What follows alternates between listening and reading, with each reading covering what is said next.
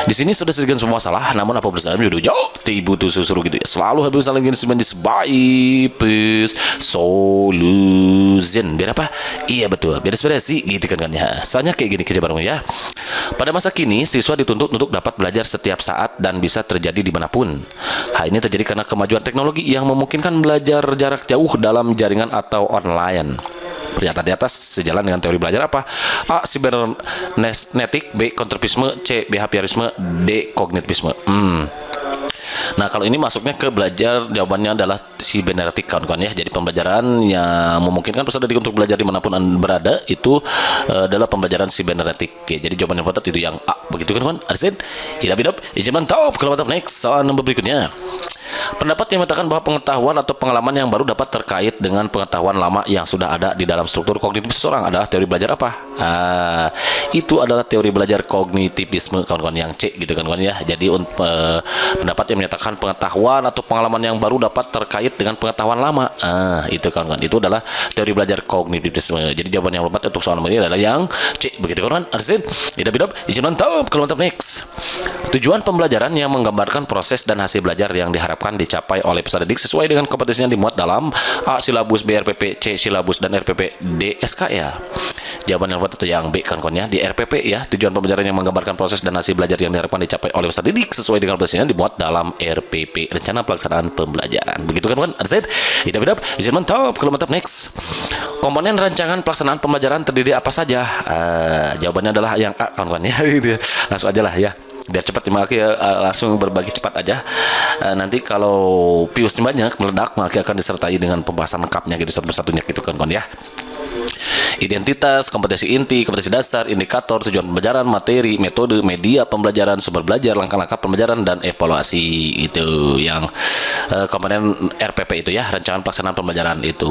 Nah, kalau yang lainnya itu ada yang kurangnya apa nih? Tujuan pembelajaran, indikator nggak ada nih, indikator ini nggak ada indikator, ini ada indikator tapi ini materi metode pembelajaran evaluasi ini ada, kompetensi inti, kompetensi dasar, indikator, tujuan pembelajaran, materi, metode, sumber belajar, medianya nih nggak ada ya, media pelajar ada, langkah-langkahnya ada, evaluasi juga ada. Ini yang bedanya apa nih yang nggak adanya? Ini identitas ada, kompetensi inti ada, kompetensi dasar ada, tujuan indikator ada, tujuan pembelajaran ada, materi ada, metode, sumber belajar ada, media pembelajaran, sumber media pembelajarannya ya, sumber belajar yang ada media pembelajarannya. Itu pokoknya yang lengkap itu adalah yang A kawan-kawan ya. Begitu kan understand? Hidup. Jangan tahu kalau mantap next. Silabus dan RPP sama-sama sebagai rencana proses pembelajaran. Perbedaannya adalah sebagai berikut. A. Nah, silabus itu berisi kompetensi dasar, sedangkan RPP mengarahkan kegiatan belajar untuk mencapai kompetensi dasar. Jadi penjabaran dari KD gitu kan ya. Jadi jawaban yang paling tepat itu yang A. Begitu kan understand? Hidup. Jangan tahu kalau mantap next.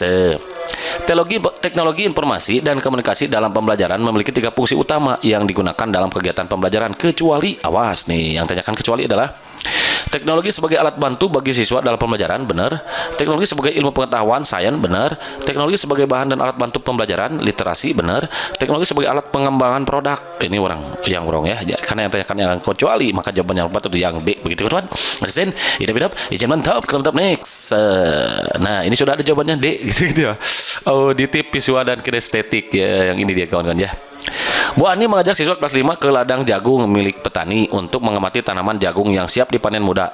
Selanjutnya, Ibu Ani memeriksa laporan hasil observasi siswa. Dari hasil klasifikasi kecenderungan gaya belajar, siswa diperoleh peringkat hasil belajar peringkat terbaik dari pembelajaran berupa observasi di luar kelas, menunjukkan siswa memiliki kecenderungan gaya belajar berhasil baik melalui apa?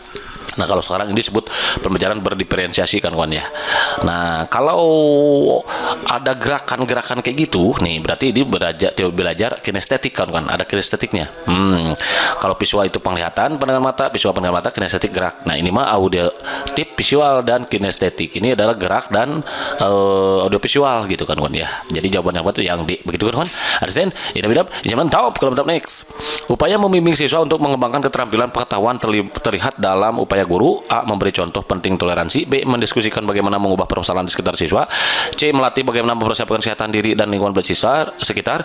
D. Melatih siswa membuat keputusan yang diambil berdasarkan informasi. Jawabannya adalah B kan ya. Upaya membimbing siswa untuk mengembangkan keterampilan pengetahuan ini terlihat dari adanya mendiskusikan bagaimana mengubah permasalahan di sekitar siswa gitu kawan ya. Jadi jawaban yang tepat itu yang B, begitu kawan. Arsen, idap, mantap. Kalau next. Upaya guru menggunakan hasil analisis untuk menentukan ketuntasan belajar antara lain sebagai berikut, kecuali berikut gak ada kecuali ya, sorry ya, terlalu bersemangat ya.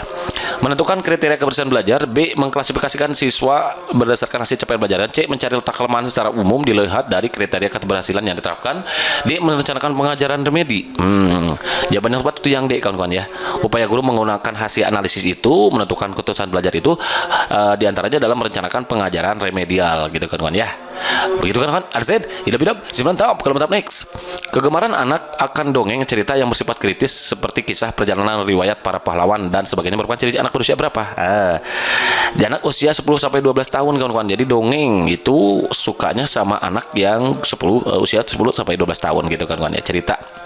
Jadi jawaban tepat untuk soal nomor D yang C. Begitu kan Arsen, idap, mantap. Kalau mantap next. Beberapa siswa memiliki kecenderungan belajar berupa mengerjakan soal atau tugas dengan cepat tapi hasilnya banyak kesalahan. Gaya belajar para siswa tersebut adalah bla bla bla. A. Impulsif. B. Reflektif. C. Gaya berpikir terikat. D. Gaya berpikir bebas. Jawabannya adalah impulsif kawan-kawan ya.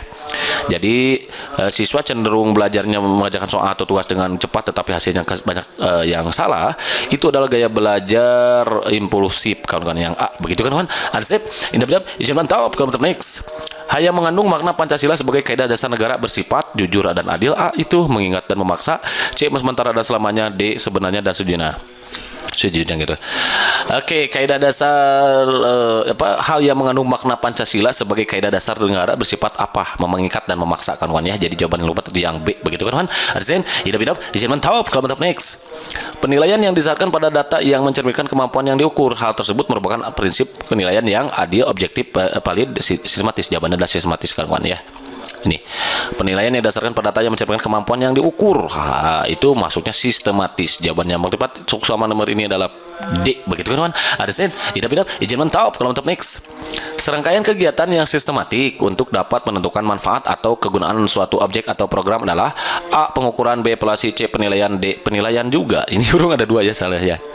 Jadi serangkaian kegiatan yang sistematik untuk dapat menentukan manfaat atau kegunaan suatu objek atau program adalah evaluasi kawan-kawan jawabannya ya. Begitu kan Arsen, idap, mantap. Kalau mantap next. Seorang siswa diminta untuk mengidentifikasi masalah yang mereka hadapi. Lalu masalah itu didiskusikan dalam kelompok untuk mendapatkan solusinya. Ilustrasi ini berkaitan dengan perkembangan. A. Kemampuan kognitif. B. Kemampuan interaksional. C. Kemampuan integrasi diri. D. Kemampuan komunikatif. Jawaban yang tepat adalah kemampuan kognitif ya. Jadi seorang siswa diminta untuk mengidentifikasi masalah yang mereka hadapi, lalu masalah itu didiskusikan dalam kelompok untuk mendapatkan solusinya. Ini ilustrasi berkaitan dengan perkembangan kemampuan kognitif. Jadi jawaban yang tepat untuk soal nomor ini adalah yang A. Begitu kan Arsen, idap, mantap. Kalau mantap next. Pertanyaan berikut yang menjelaskan makna istilah kognitif adalah A. Kemampuan berkomunikasi, berarti wrong.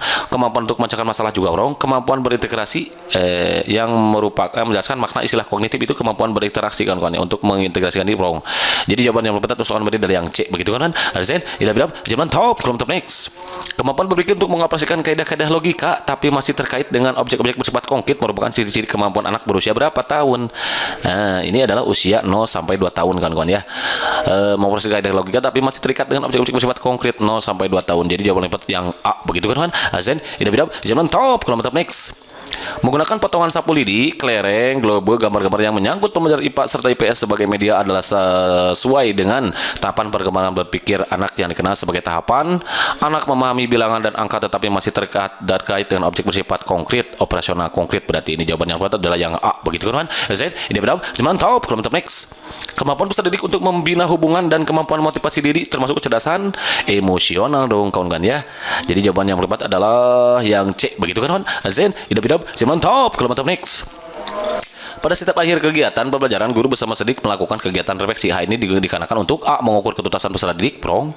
Mengukur efektivitas proses pembelajaran, wrong. Mengukur hal-hal yang belum dipahami peserta didik. Ini ada refleksi itu ada apa yang sudah dipahami, apa yang sudah ada yang belum dipahami. Dia nanti untuk perbaikan pembelajaran lebih lanjut. Menentukan langkah pembelajaran. Oke, gitu.